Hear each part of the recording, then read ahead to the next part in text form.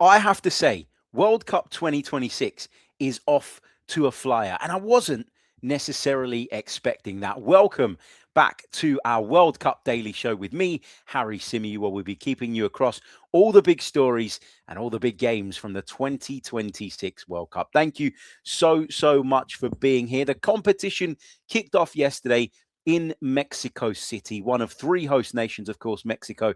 They were in action against South Africa, a repeat of the first game from the 2010 World Cup. And we had the opening ceremony, which a lot of people will tell you was cringe, will tell you wasn't that great. I actually thought it was quite cool. I thought it was really good. I enjoyed it. Some big artists, lots to kind of get you hyped ahead of the big kickoff. The teams came out. They lined up around the center circle for the national anthems. The whole squads were there, which is something that has been pushed for at this World Cup. At first, a little bit skeptical of that idea, but actually, I thought it worked really, really well. I thought it looked really, really good. I thought the Mexican national anthem, in particular, being the home nation, was sung brilliantly. That kind of made the hairs on the back of my neck stand up. And then the game kicked off. The Azteca is just one of those iconic footballing venues. I absolutely love it. It's hosted more World Cup games than any other stadium. It's hosted multiple World Cup finals, and it felt like a kind of really fitting venue to kick off this competition. There was a sea of green. The Mexican supporters, as you'd expect, being a home nation, out in their numbers and creating this just incredible atmosphere. And they got the perfect start, didn't they? It took them just 9 minutes to breach the South African defense. Look, if I'm being honest, I didn't really expect a great deal from South Africa this time around and at this competition. I think they're going to go out pretty comfortably. I think the red cards, which we'll come on to, are certainly not going to help their cause. But with Mexico, I wasn't really sure what to expect from them, if I'm being honest. I look at that Mexican squad, and in the past, there was always 3, 4, sometimes 5 names that I knew really, really well. And yes, there's a couple of Serie A-based players in that Mexican side, and Raul Jimenez up front is someone that here in the UK we're very, very familiar with. But I wasn't sure what to expect from Mexico. What did we get? I thought we got a performance that was fueled by the atmosphere, a performance that was, based on the occasion. They kind of really used the energy from the crowd and the whole thing about being at home in the World Cup. And I thought they turned that into a pretty good performance. They started the game brilliantly. They were moving the ball really nicely through the lines. I thought they were really, really impressive in the early stages of the game. The goal comes on 9 minutes, and it's Julian Quinones who scores the goal after Lira won the ball high up. Really good bit of pressing from Mexico to win possession high up.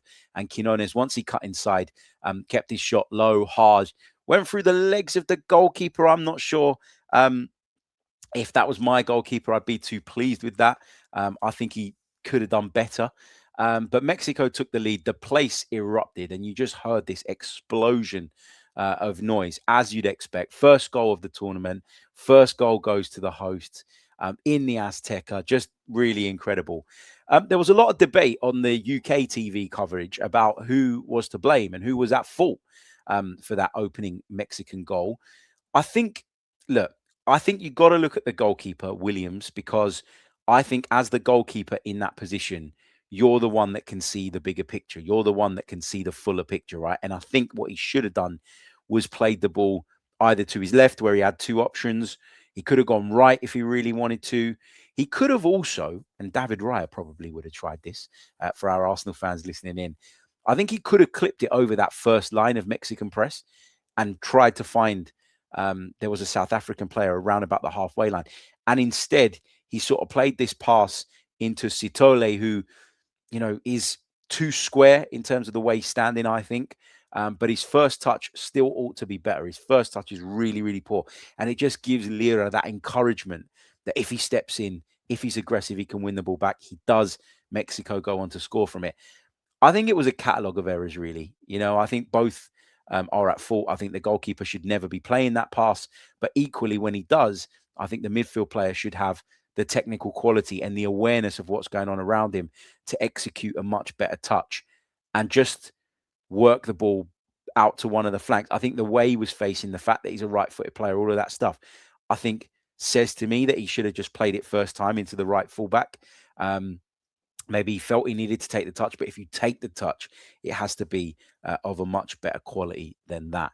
So first blood to Mexico. They're in front. Quinones really, really lively in that first half. Not a player, I got to be honest, I knew a great deal about. I knew that he played in Saudi Arabia because I'd heard the name before, but I did have a little search on him at halftime when I was looking for something to do and to pass the time. And I'll tell you a little bit about him in just a minute. He did hit the post as well in that first half. Lovely bit of centre forward play. The ball was rolled into him. He was approaching the ball just inside the box and he opened up his right boot and he tried to slot it into the bottom corner. And the ball, of course, come back off the foot of the post. But Julian Quinones, 29 years old now, Colombian born, which is interesting. But he has made a really good career for himself over the years in Mexico, playing for Tigres, obviously one of the big clubs over there, as well as Club America, who are the tenants of the Azteca Stadium. So it's a ground that he's very much familiar with. But when you look at his record in the Saudi Pro League, and I know we're not talking about the highest standard of football in the world, but to score 33 goals and register 4 assists, 37 direct goal contributions in 31 appearances in that league is nothing to be sniffed at. He's at Al Qadsia in the Saudi Pro League. Again, as I mentioned, it's a name that I was aware of, that I'd heard and that I'd read a little bit about going into this tournament because I read one of those, 50 players to watch type things. And Julian Quinones was one of those names mentioned in that piece. He really is the standout player for this Mexican team based on that opening game. He's the one that opposition teams, I think, will be looking to try and keep a lid on and keep tabs on going into those upcoming games. I thought he was really, really good throughout. And I thought he was really, really good in the second half as well. South Africa, after that whole debate, by the way, about building out from the back, is that the right way to do it? Can you do it differently? Did something very, very similar right at the start of the second half. And I just thought to myself, once is a mistake, twice is stupidity from Williams, the goalkeeper. I thought it was really, really poor, the pass that he played. Luckily for South Africa, Mexico couldn't make anything of it. And they were able to get away with that. But Mexico did find a second goal in that second half, which took the game away, you have to say, from the South Africans. I mean, I didn't really fancy them anyway to find a way back into that game. But just over sort of 20 minutes from time, Mexico added that second goal. And that really did put them to bed. Before that, I think it was before that, just to check my timeline. Yeah, it was before that. It was right at the start of the second half, which is why you probably never felt that South Africa were going to find a way back in.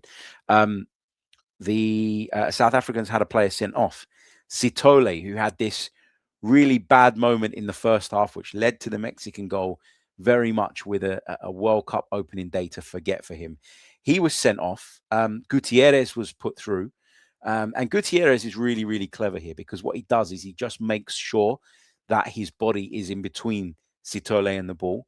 The body shape from the attacker means that Sitole cannot get to the ball without going through him.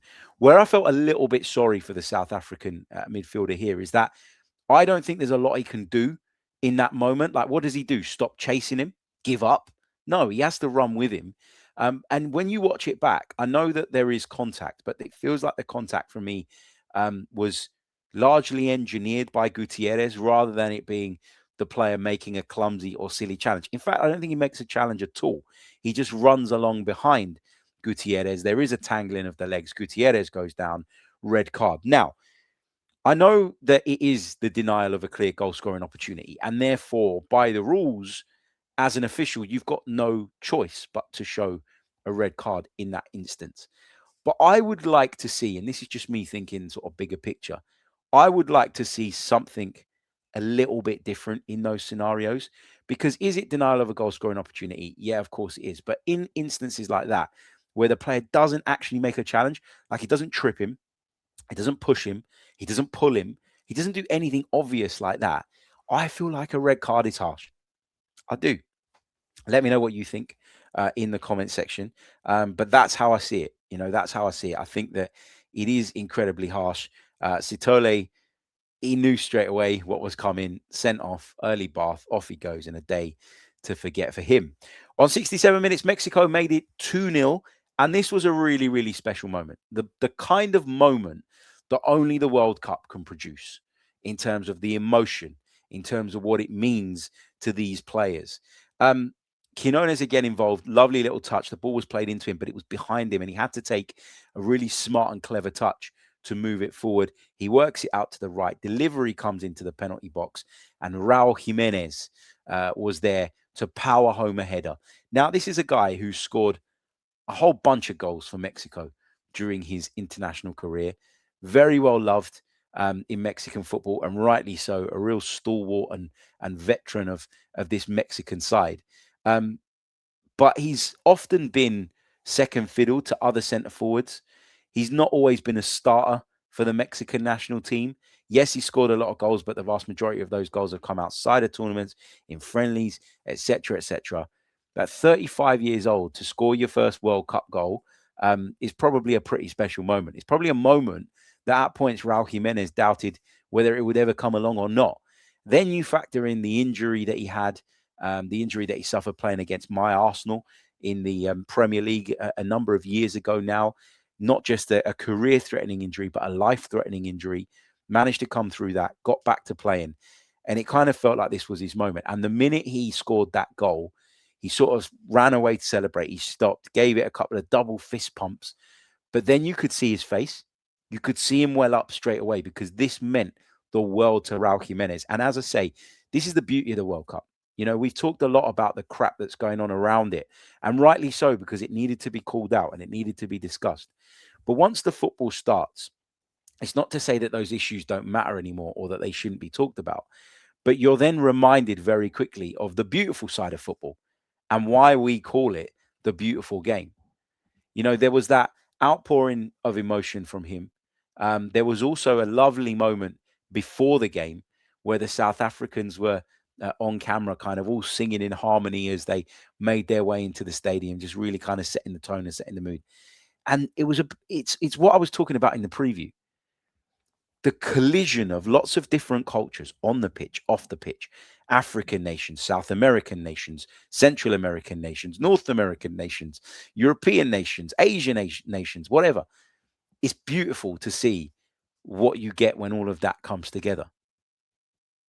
I just sat back before kickoff when I saw that clip of the South African players. I thought, this is fantastic. And then you see Jimenez scoring his first World Cup goal in Mexico City for Mexico. And you're just like, wow, this is brilliant. In the Azteca as well. Just wonderful, wonderful stuff. There were 2 more red cards to follow. Now, to put this into context, how, out there this is, in the Qatar World Cup, there were only four red cards in the whole tournament. We've had 3 already in just the one game, 3 in the opening game. I know there's been a second game played since then, and we'll, of course, cover that game off very, very shortly. But yeah, that just puts into context, doesn't it? In the 2022 World Cup, only 4 red cards were shown in 64 games overall. We've had 3 in the first game here. A sign of things to come. There are new sort of measures in place. There are new directives that the officials are going to have to follow. But I would argue that only really one of these red cards was at all questionable. The first one, Sitole, I've said that in my eyes, that shouldn't be a red card. In my eyes, I'd like to see a tweak or an adjustment to the rules. But I acknowledge and accept that, given what the rules are now, that has to be a red card, right? So absolutely fine. The second one, Zwane from South Africa, that's a slap. Like, it's a moment of madness. There's frustration, I think, in there as well. He can have 0 complaints. And actually, that's a really stupid red card to pick up, because I'd imagine that, given the nature of that red card, he's going to miss more than 1 game, which is a big, big blow to the South Africans, who are already struggling. And then the third one, Montes for Mexico. I got to be honest, I don't think that was denial of a clear goal scoring opportunity. I think it's a late challenge. I think it's a robust challenge. It's a heavy challenge. It's an ugly looking challenge. But would I send him off for that? Probably not. However, if that was deemed, to be a denial of a clear goal scoring opportunity and you've applied that at the other end, you have to do it. So nothing like dramatically bad in terms of the officiating, but I think that red card was somewhat questionable. And when I was watching the highlights back this morning, again, and listening to Jonathan Pierce on commentary, who I respect a lot, he was very surprised that the referee reached for the red card, which I think says a lot about the sort of the debate, at least, around that one. Let's move on to the second game of the tournament. Now, I got to be honest, I didn't watch this one in full. It was a 2:30, 3 a.m. job. And I figured that I'm going to be doing a lot of that over the weekend, looking at the fixture list. So I decided to skip this one. I have, however, caught up on the extended highlights this morning. And my initial thoughts and initial reaction to those highlights was this South Korea side, they're pretty handy. Technically a very, very good side. Now, you've come to expect that, I would argue, over the years from Korean sides.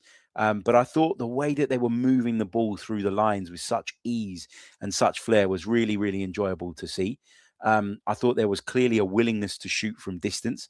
I mean, Heung-min Son on another day maybe scores a hat trick, given the chances he had.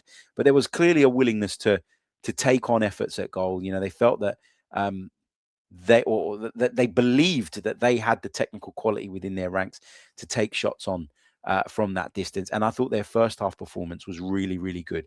They were desperately, desperately unlucky not to go in, I thought, at halftime 1-up. Now, this game was played in Guadalajara, and actually, it was quite difficult to make out who the majority of the crowd were following, because there was a lot of green shirts, a lot of Mexican supporters. The red shirts could have been Czechia fans, could have been Korean fans. And I think only when the goals went in did you get a real sense of how the crowd was split. I think there was probably more Koreans there based on the celebrations in the second half. A few empty seats. And I just want to quickly touch on that, because I know that there's been a lot of people that have been super critical of this World Cup, myself included, in certain elements. But people say stuff like, oh, Gianni Infantino will be really annoyed about that there was empty seats. There are going to be empty seats at the lesser games at a World Cup. That is so far away from a lot of the nations that are competing. It's not like Europe, where everything's so close and people sort of, travel anyway and will pick up tickets for any game that they can. You're not going to get that in the lesser games. And when I say lesser, I mean the less glamorous games on paper. And this certainly falls into this category. And that's why, like, when I looked at the fixtures for the first day, there was a part of me that was a little bit underwhelmed. I was like, I don't really look at any of these games and think they're going to be brilliant. But they were both entertaining. You have to say that. We can be critical of this tournament if we want to be. And we should be in certain aspects. But I think that they were really, really entertaining games. I mean, this one, talk about, punch out of nowhere. Czechia, who had done barely anything really up until this point, from nowhere in that second half, take the lead. It's a very Premier League style goal, if you like. Vladimir Sufal, who we know very, very well from the Premier League, launches a throw-in just before the hour mark into the box. It's a bullet of a throw-in. It's such a flat and powerful delivery that it makes it really, really difficult for Korea to defend. And Krejci of Wolverhampton Wanderers is there to power home a header and put the European side in front, completely against the run of play. Completely against the run of play. Now, when I woke up in the morning, before I watched the highlights, I read a match report and it said, Czechia took the lead against the run of play. And you always look at that and you go, okay, well, Korea must have created a little bit more, had more of the ball. But no, like when you watch the highlights back, and maybe my view is slightly skewed based on the fact that I watched the highlights only, but it felt like this was a completely dominant performance from Korea. And I had a look at some of the stats after the game. 15 shots. Czechia managed 7. So they managed more than double the shots. Their XG was 1.84, South Korea's, versus Czech Republic's 0.81. Touches inside the box weren't very high. Not for Korea, not for Czechia either. Korea had 24. Czechia had 12. So half. But that's not a very high volume of touches inside the box for a team that dominated in so many other ways and in so many other of the metrics. But as I mentioned, there was this real willingness to shoot on site to shoot from outside the box, and maybe those decisions meant that there were opportunities where they could have worked their way into the box and chose not to, in preference of the early effort at goal. But, and I think thankfully, because I'm a big believer in, you should get what you deserve. It doesn't always work like that, but Korea were able to equalize on 67 minutes through Hwang in Byom. Now, for me, this is a fantastic goal. It's really, really well taken. If you haven't seen it, I urge you to go and watch it back. Okay, he's played into a shooting position, and he's got the composure to realize that. And a lot of players that, in this scenario would just swing a left boot at it or a right boot at it and try and beat the goalkeeper, try and beat the defender coming across. What I love about this goal from Imbyom is that he recognizes and realizes really early on in this situation that actually the defender's coming across. It's going to be difficult to get the ball past him, and the goalkeeper's positioning is pretty good. He's come out far enough to close the angle. His angle is also right in terms of where he's standing. I'm not going to be able to finish this with a first-time shot. So he uses his brain. He puts his foot on the ball. He lets the defender slide past. He checks back inside. In doing that, he's taken the defender and the goalkeeper out of the equation. And then there's still more, because he realizes that there are players there in the vicinity. And so he just puts this slight bit of lift on the shot to make sure that it goes over any defensive players that are rushing back. And it just creeps over the line agonizingly, which adds to the aesthetics of the goal. But it's a really, really good goal. And Korea, then sort of get the upper hand in the game again after the sucker punch. They're kind of back, with their heads up and ready to go, only for Czechia to go down the other end and think that they've put themselves back in front, delivery into the box. Thomas Souček with a powerful header. We know what a big threat he is from set pieces. Anyone that's watched the Premier League over the last few years will be well aware of that.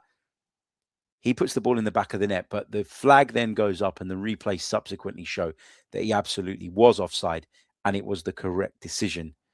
Just about a minute or so, a couple of minutes after that, South Korea go down the other end through Hyung-Ju and take the lead. A deserved lead, really well-worked goal, good move down the right-hand side. They release the wide player, puts the cross into the box, and Hyun-Ju, with a smart finish, uses his left foot, just diverts it towards goal, does take a big deflection off the goalkeeper, but ends up in the back of the net. And that, for me, was what South Korea deserved, to be in front with 10 minutes to go. But that doesn't mean that they didn't have moments towards the end of the game where their lead was in jeopardy. Seong-Ju in goal had to make two really smart saves in order to ensure that they held on to that lead. One at his near post, and that came off the back of another, catapult of a throw from Sufao, and then there was another save from Sudalek's shot down to his right-hand side. And South Korea, in the end, got all 3 points. I think a lot of people fancy South Korea to finish in the top two in this group. I think Mexico and them, they are the two best teams in this group. I think that's quite clear. Czechia are always a threat in tournament football. They're very well organized. They use set pieces really well. But I just think that in terms of technical level, Mexico and South Korea in this group, they just have something more. As I say, I wasn't massively excited about the opening day based on the fixtures, but both delivered in terms of entertainment, both delivered in terms of goals, in terms of drama, and hopefully that's a sign of things to come in this tournament. One thing I do want to have a little moan about, though, before I let you go, is hydration breaks. Now, in the games where they're needed, so when the temperature demands that be done, I'm all for protecting the players. I'm all for doing what's best for the players. No issue with that whatsoever. But I don't know that we're going to need them in every single game. That game, the Mexican game, and I might have heard this wrong, so correct me if I'm wrong, but I'm pretty sure the commentator said it's like 23 degrees. I mean, I suppose there's other factors, humidity, altitude up in Mexico City and all that. But it feels to me like, yeah, hydration breaks are there to protect the players and to look after the players. But it also feels like a massive commercial opportunity. And that's why I feel that they've decided to insert them into every single game rather than having like a sort of point where they go, okay, the temperature is X, humidity is at X. we have to put these hydration breaks in. It feels like they're doing them as a blanket thing because there is a commercial opportunity, and it wasn't the case here in the UK. But speaking to some friends of mine that watched it on an American broadcast, they did cut away during the hydration breaks, and they did show adverts, which is obviously a huge source of revenue for FIFA and for the broadcasters covering this competition. So just a little bit skeptical as to why they are in every single game. Obviously, they protect the players in a lot of instances, and that's a good thing. But what I don't like is they do disrupt the flow of the game. Not only do they disrupt the flow of the game, I think they can flatten the atmosphere as well. So, for example, in the Mexico game, where the atmosphere was kind of at fever pitch level, it was incredible. You then have the hydration break that drops off, as well as the tempo of the game. And then it takes a bit of time to build that back up again. And that's where I'm not too keen on the hydration breaks, unless, of course, as I keep saying, they're totally necessary. Thank you so much for joining me on episode 1 of our World Cup Daily series. Just a quick favor to ask from you guys. You'll see that this episode is linked on YouTube to my personal YouTube channel, which I'm going to be kicking off in the new season. Chronicles of a Gooner will stay the same. Nothing's going to change there, but I'll be doing some additional content on my own personal YouTube channel. I would love you to click the collaboration link to take you over to the channel and get yourselves subscribed there. Thank you so much. We'll see you all very soon. In fact, we'll be back tomorrow with another edition of World Cup Daily. Cheers for joining us.